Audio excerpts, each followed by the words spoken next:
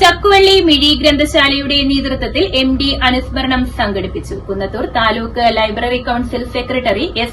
ശശികുമാർ ഉദ്ഘാടനം ചെയ്തു.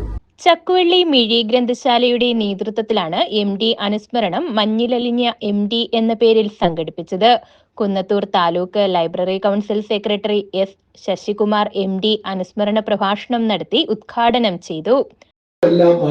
ഇവരെല്ലാം മാറ്റി നിർത്തിയിട്ട് ഒരു എഴുത്തിന്റെ ലോകത്തെ MD ആഗ്രഹിക്കുന്നില്ല. MD അതിനാണ് വലിയ പ്രാധാന്യം കൊടുത്തത് നമുക്ക് കാണാൻ കഴിയും. ഒരു പക്ഷേ MDയുടെ ജീവിതവുമായി വളരെ അടുത്തു നിൽക്കുന്നതാണ് അദ്ദേഹത്തിന്റെ ഏതാണ്ട് എല്ലാ കഥാപാത്രങ്ങളും. ഗ്രന്ഥശാല അക്ഷരസേന കൺവീനർ ഇർഷാദ് കണ്ണൻ അധ്യക്ഷത വഹിച്ചു. ഗായകൻ ജയചന്ദ്രൻ അനുസ്മരണം, എഴുത്തുകാരൻ KNK നമ്പൂതിരി നിർവഹിച്ചു.